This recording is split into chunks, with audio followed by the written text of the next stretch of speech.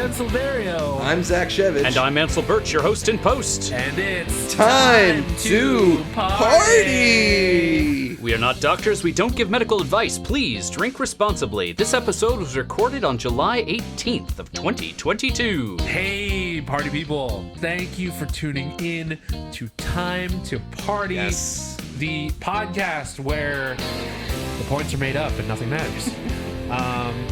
But yes, we have been talking to you about Beyond the Infinite 2 Minutes this month. And we've been joined by the esteemed, the regal, the bearded Zachary Elizabeth Shevich. Not my middle name.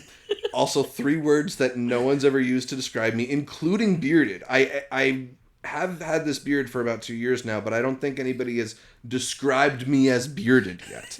So it's, people just aren't as perceptive as I am. Yeah. So it's like it's nice to hear those adjectives said aloud about me. It's about time. Yeah, really. I've been waiting. And Your next episode of Multiplex needs to be you in a cape. Maybe a scepter. I think we can make it happen. There you go. Yeah. I'm sure it's in your set somewhere. Yes, we are joined by my very good friend Zach Shevich. We, if you haven't been listening to the other episodes and have only tuned into the Edutainment section, and if so, why? Why? But also, sure. Cool. Be as chaotic as you want. Thanks for hanging out. Yes. No matter when you drop in on the party, it's still happening and you're still welcome. All are welcome at this party. Open doors, no cover fee.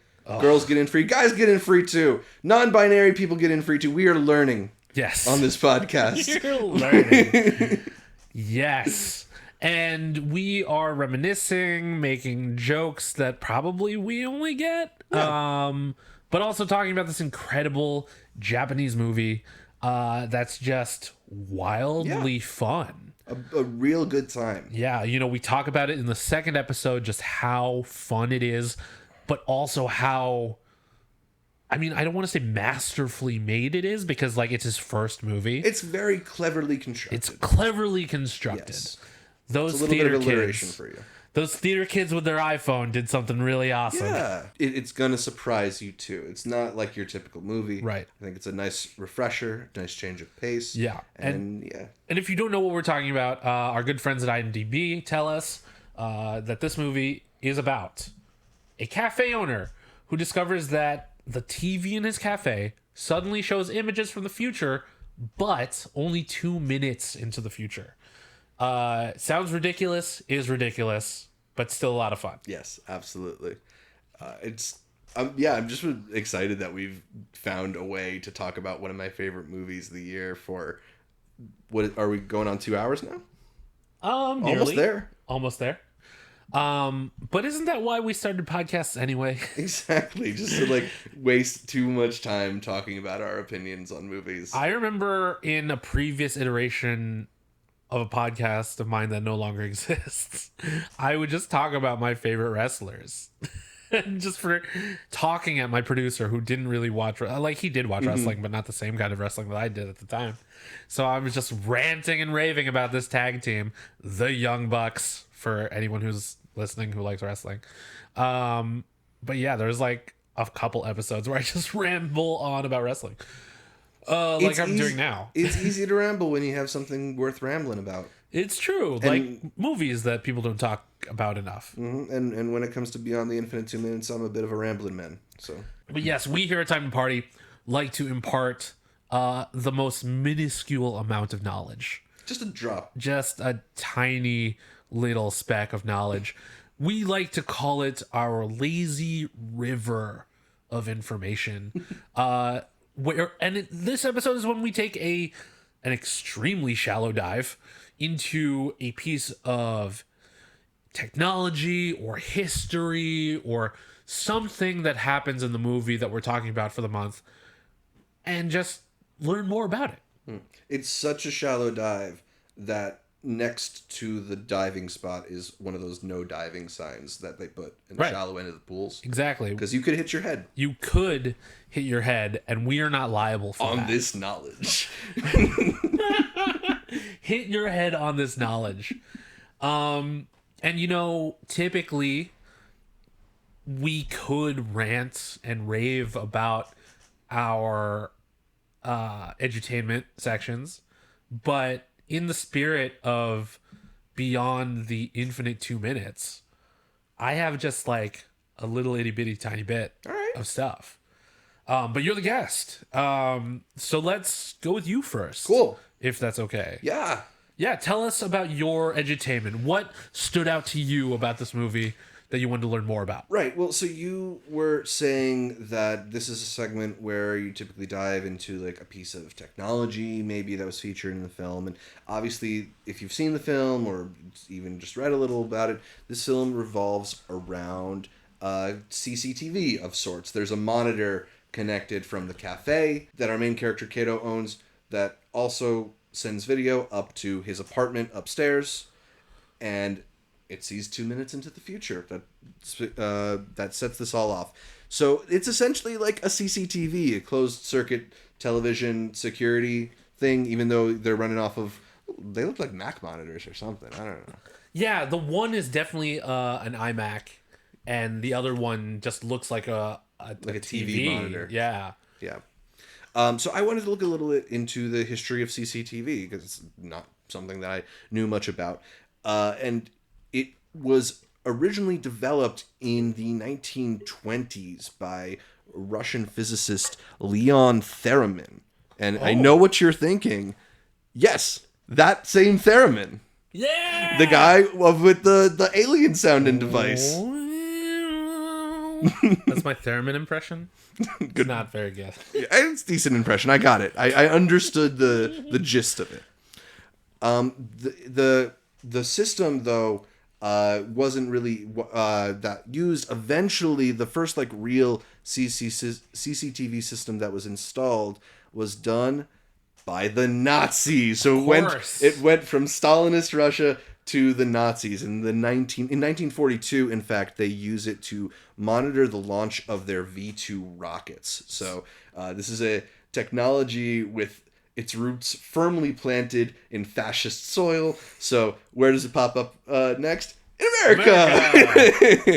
You see the first CCTV systems in the late 1940s, although they weren't really that popular at the beginning of their development because this is before the development of VCR technology or reel-to-reel technology. So in order to have a CCTV successfully monitoring somebody has to be monitoring that CCTV, watching the footage. So it's not as widely used until more closer to the 1970s when you get VCR technology and you can actually record things. Although prior to that, CCTV was used for early pay-per-view. So stuff like professional boxing and professional wrestling was rented off of CCTV technology.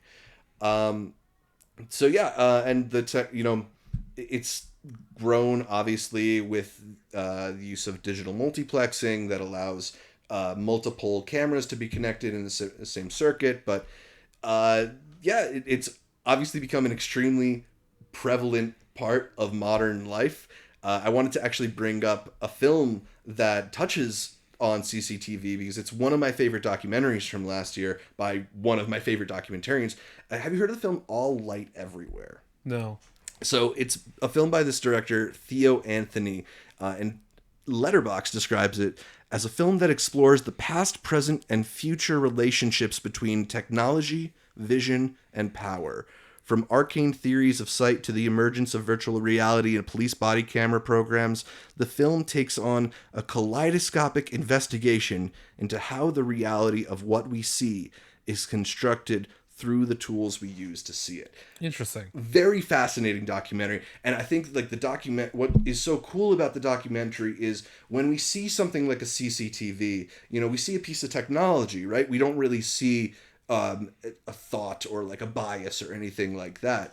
It's just a camera observing, right? And what's really interesting about Theo Anthony's doc, All Light Everywhere, is it really asks the question, well, what is observing and who's doing the observing, and how is the person who set up the observing setting up the camera on these things that are being observed, right? It's really asking, it's not thinking about like, well, it's not like about surveillance, but about like, what is it like to be surveilled, right? And it's a very fascinating deconstruction of the ways in which so many aspects of modern life are surveilled. Like, does surveillance make us safer, and who is us? Stuff like that. Really, really fascinating film by just like one of the best documentary filmmakers out there. I think he also, while working on this movie, made a separate short documentary that I love, which is streaming on ESPN Plus.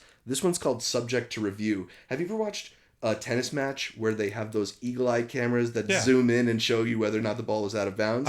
So this is a short documentary all about that technology.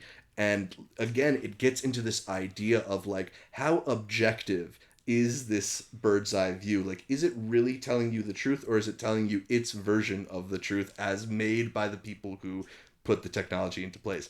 It's so fascinating. And this dude is a guy who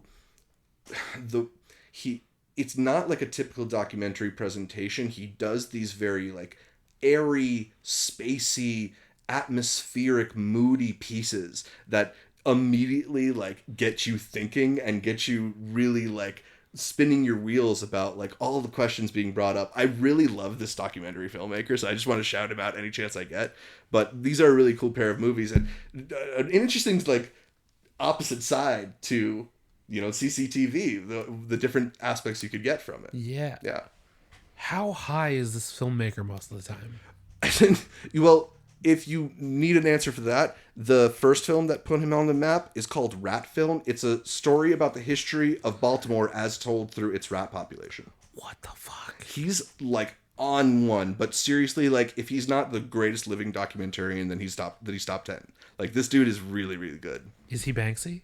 He might be. He feels like it. Because it feels like something that a Banksy piece would like explore, right? It's very like deconstructionist. It's very like thinking from the outside. It's really cool stuff. That's wild. Yeah. I should have gone first. Well, I'll bookend it with a little more. Ooh, I mean, if you have more to talk about, you can feel free. I mean, I was just gonna shout out one other thing because like, while this isn't necessarily using a lot of security footage, it did get me thinking about how about the uses of security footage in movies, right? And like, obviously there is this emergence of found footage recently, or I don't want to say recently, but particularly in the last 20 years or so, from Blair Witch through Paranormal Activity, primarily in horror, although you see it in other genres. I feel like Chronicle is one of the best like alternate uses of found footage. But just wanted to shout out another documentary I saw recently, which is available on Shudder, if you know that service, a pretty cool horror service. It's called The Found Footage Phenomenon, and it does break down just the entire history of the use of found footage in movies, which, you know, if you like those kinds of movies, it's a really fascinating look. Yeah. Very cool. Wow. I learned something. Cool. That's fun. Yeah. That's why we do this. Exactly. Right? We can impart knowledge. We can impart knowledge based on the media that we consume. It's, you know, the high-end version of, hey, I heard this cool thing. I mean, that's the whole awesome thing about movies, right? Like Roger Ebert called them the empathy machine for a reason.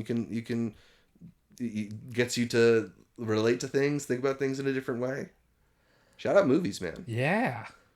Movies are great. Movies are pretty cool. I love movies. I really like movies. You want to go watch a movie? We should watch movies. We should watch a movie.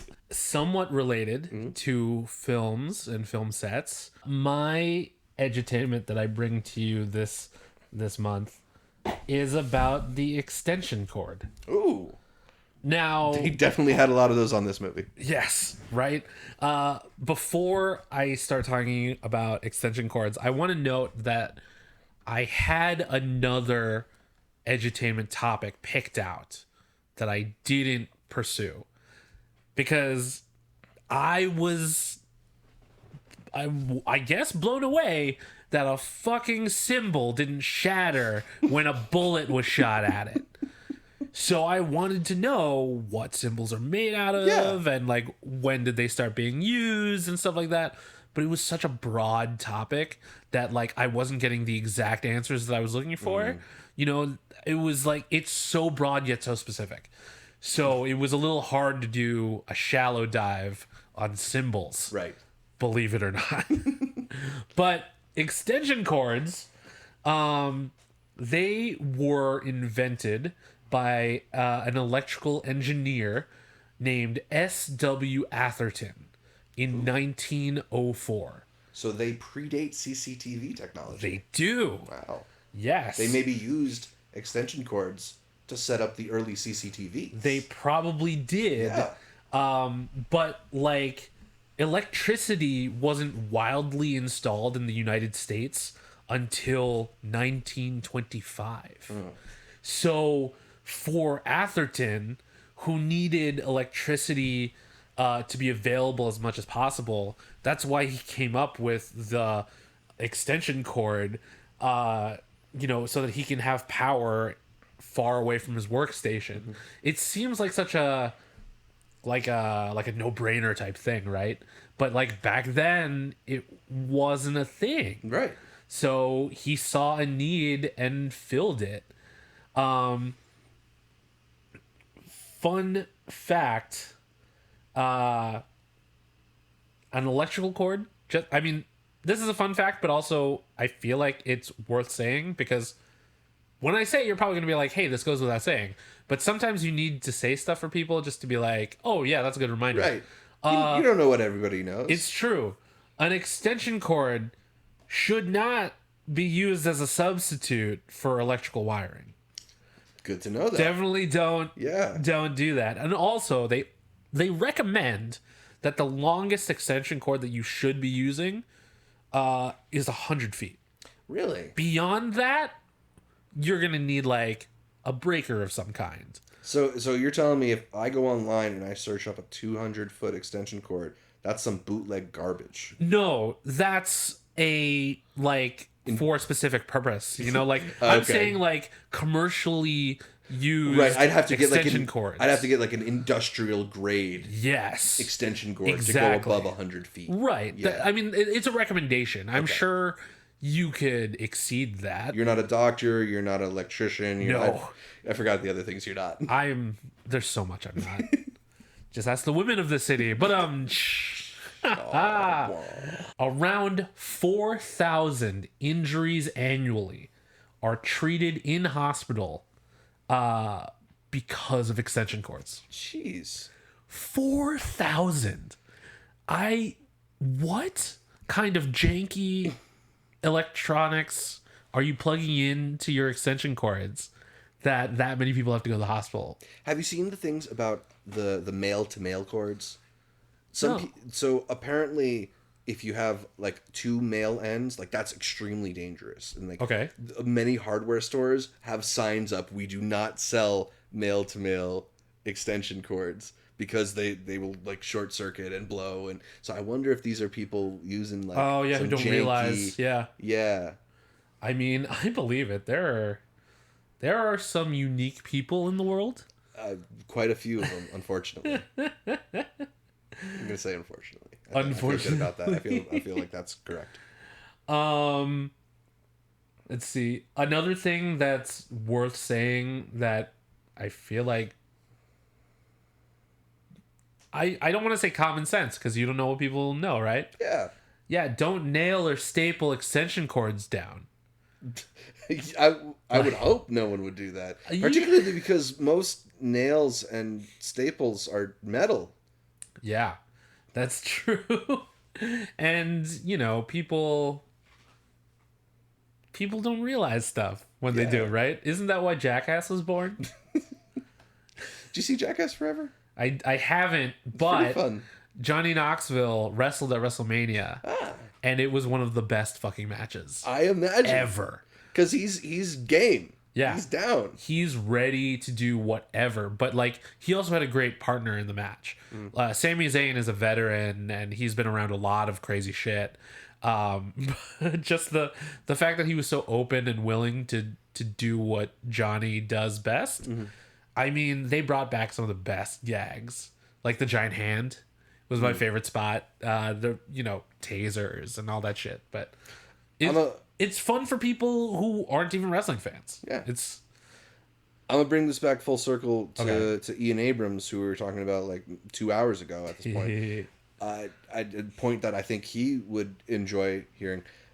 I feel like Johnny Knoxville is the closest thing we have to the spirit of Buster Keaton in Hollywood right now. I knew you were going to say that, and I was going to say Buster Keaton, and I totally agree. Harold Lloyd. He's the new generation of silent star. Charlie Chaplin. I mean, that might be a bridge too far. But I mean, I'm sure Johnny Knoxville can think of at least 1,000 ways to end up in the hospital with an extension cord. For sure. 1,000 of those 4,000 are the Jackass crew. Yeah. But like I said before, Edutainment is a very shallow dive into information. Yeah. And there's not a ton of information about extension cords because it's very straightforward. It fills a very basic need of, hey, I need this plug to go very far. And S.W. Atherton was the dude who was just like, yeah, we could do this. If I asked you to guess how much a 100-foot extension cord costs, what would you guess? $20. $21.97, not bad. Haha. Not bad. You sound like a man who's bought some extension cords. We have a whole drawer full of power strips and extension cords. Ready for the extension cord party. Yeah, you never know when you need well, I was going to say something stupid, but you never know when you need power at a convention. Yeah. When a man's got a cord, a man's got a cord. Oh my god. Sounds like the voice of experience. I've handled an extension cord or two in my day. Now we're talking about extension cords, not corduroy pants. Right? No, I try to handle as few corduroy pants as I can. Oh man. In the spirit of Beyond the Infant 2 Minutes, that's my edutainment section. Awesome. A very small amount of fun facts about extension cords. Totally. That's why you tune into this podcast, right? Yeah, I mean, look, you need an extension cord if you're going to carry a time TV up 5 flights of stairs. It's true. It's important to have this kind of information, and I hope they didn't use a cord that was longer than 100 feet. I know now not to do that. Yes. I hope they didn't use a male-to-male extension cord. I knew that already, but maybe now you do. Now I know. And I hope they didn't use an extension cord made in the 1920s because it's probably not good anymore. No, probably not. Probably, I'm just picturing like an exposed wire wrapped in duct tape. Yeah. Not even duct tape, because duct tape wasn't around back then. Was it not? I mean, hey, we're gonna do another shallow dive. When was duct tape invented? You're getting a special edition edutainment. Ben is typing segment. the question into Google. Okay, wait. So duct tape was originally called duct tape. You're saying with a K. With a K. Because of the cotton duck cloth it was made of. Huh. That's funny. That's pretty cool. History. The first... Oh, wow. I take back what I said. 1902. So only a couple years prior to the invention of the extension cord. I think 6 years prior. Yeah, the extension cord could have been wrapped in duct. It may very well. Duct tape, not duct tape. No, that wouldn't have happened for many years later. Right. I think it wasn't until 3M got a hold of it that it was duct tape. And around what time was that? 1923? So around the time when electricity reached the rest of the United States. It's wild that duct tape is so connected to electricity. Yeah, these things may be far more than just correlation. There may be some causation going on there. Now, who is monitoring these things? Like, who's behind this the CCTV of Well, somebody has to be, because VCRs haven't been invented yet. That's true. Yeah. That's right. So it's the old school way of CCTV. Exactly. Seeing it with your own eyes. Mm-hmm. Oh my god. Clearly we're getting hysterical. Hysterical? Clearly we're getting hysterical. We could get hysterical too if you really want to. I'm not sure how we'll do it, but we can make it up along the way. We're gonna need more extension cords. For sure. Party people, as we descend into insanity, we hope you enjoyed this month's edition of Time to Party. Woo! Beyond the Infinite 2 Minutes is such a wild and crazy film. And I'm happy to spotlight it. Thank you for bringing it to my attention. Thank you for agreeing to do it. It's like I said, it's one of my favorite movies of this year. I haven't seen nearly enough people talking about it, so I hope, I'm glad I got to share it with you, and I hope we can share it with some more people who will also dig it. Yes. Now, this was a fun reunion, but, as good things do, they must come to an end. But if you want to find us on the internet, I am at Silverio20 on Instagram and Twitter. I'm at Z Shevich on Instagram, Twitter, Letterboxd, and I do a podcast called Intercut Pod. And you're on YouTube. Yeah, I do Multiplex Show on YouTube, and I do TikTok too, even though it's an evil program that's designed to harvest all your data. But yeah, I mean, I'll take some followers while we're at it. You can find me at Indecisionist on Twitter and at The Indecisionist on Instagram. This has been an Indecisionist production. Special thanks to April Moralba for our podcast art, and to Marlon Longan of Marlon and the Shakes for our amazing theme song. If you want to join in on the conversation, use the hashtag #TimeToParty. That's time, the number 2, party. Until our next episode, where we take you down some timeline, or 2 minutes into the future, or to an alternate universe, maybe, if you're lucky. Just remember one thing: be excellent to each other. And party on, dudes.